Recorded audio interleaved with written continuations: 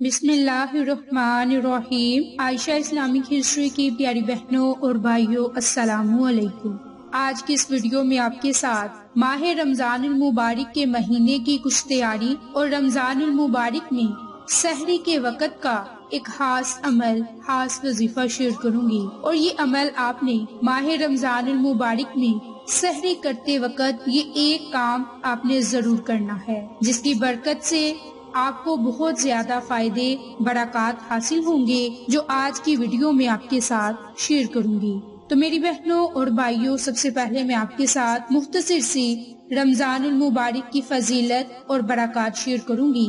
میری بہنوں، ہمیں کوشش کرنی چاہیے کہ رمضان سے پہلے ہی رمضان کی تیاری کرنا شروع کر دیں، کیونکہ ہمارے پیارے نبی کا یہ معمول رہا کہ جب رجب کا مہینہ شروع ہوتا تو آپ اللہ سے دعا کرتے کہ اے اللہ، ہمارے لیے رجب اور شعبان میں برکت عطا فرما اور ہمیں رمضان کے مہینے تک پہنچا دے۔ اس مقدس مہینے کی حرمت اور عظمت سے کون مسلمان ناواقف ہے؟ اللہ تبارک و تعالی نے اس مہینے کو پوری امت مسلم کے لیے سال بھر کے گناہوں کے کفارے اور درجات کی بلندی کا درجہ بنایا۔ نبی پاک صلی اللہ علیہ وآلہ وسلم جب رجب کا چاند دیکھ لیتے تو یہ دعا فرمایا کرتے: بسم اللہ الرحمن الرحیم، اللہم بارک لنا فی رجب و شعبان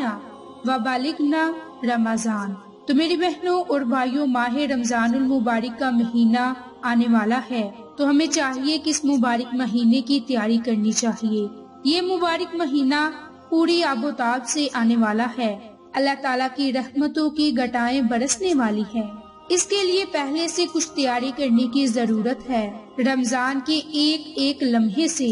ایک ایک سائد سے صحیح فائدہ اٹھائیں، کیونکہ آدمی غفلت کی حالت میں مہینہ شروع کر دیتا ہے اور بات آج سے کل اور کل سے پرسوں تک چلی جاتی ہے۔ اس لیے اس بات کی ضرورت ہے کہ رمضان شروع ہونے سے پہلے اس بات کی تیاری کی جائے۔ یہ مہینہ روزوں کا مہینہ ہے۔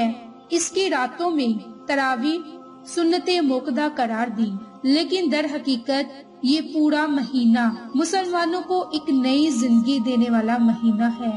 کیونکہ سال کے 11 مہینوں میں ہم اپنی دنیا میں مصروفیات میں لگے رہتے ہیں۔ ان مصروفیات کی وجہ سے بعض اوقات ہم پر غفلت طاری ہو جاتی ہے، اور اللہ تبارک و تعالیٰ کے ساتھ جو مضبوط تعلق ہونا چاہیے وہ کمزور پڑ جاتا ہے۔ اس لیے یہ مہینہ عطا فرمایا گیا کہ جو لوگ سال کے 11 مہینوں میں اللہ تعالیٰ کے تعلق سے دور چلے گئے،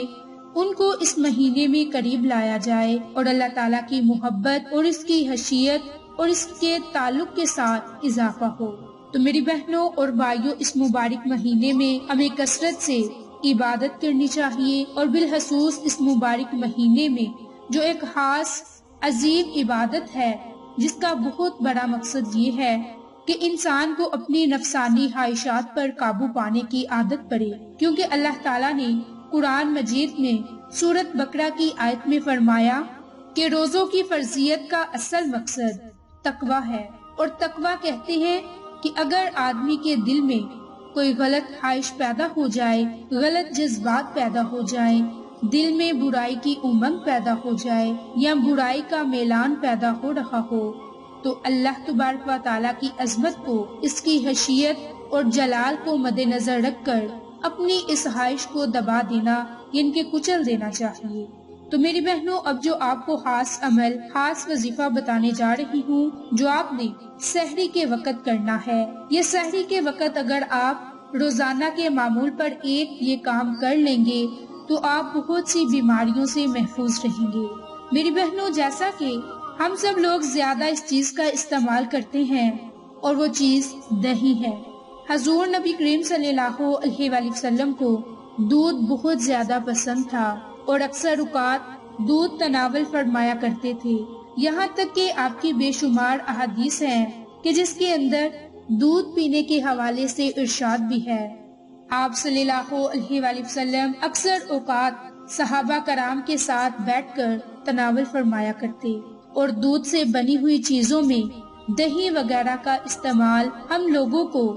دین سے، دنیا سے یہاں تک کہ ہر جگہ سے حکم ملتا ہے، کیونکہ اس کے بے شمار فائدے، بے شمار برکات ہیں جو آپ کی صحت کے لیے بہترین ثابت ہو سکتی ہیں۔ رمضان المبارک میں سحری کے کھانے میں یعنی کہ سحری میں اگر دہی نہ کھائیں تو یہ بغیر دہی کے نامکمل تصور ہوتا ہے، لیکن اگر آپ اس وجہ سے دہی نہیں کھا رہے کہ آپ بہت سی غذا سے محروم ہوں گے، تو اس کے متعلق سائنسدانوں نے بھی یہ کہا کہ اگر وزن میں کمی لانا چاہتے ہیں یا دل کی بیماریوں سے محفوظ رہنا چاہتے ہیں تو اپنے روٹین میں دہی کا استعمال کریں، اور رمضان المبارک میں بالخصوص سحری کے وقت اگر دہی کھا لیا جائے تو اس سے پیاس نہ لگے گی،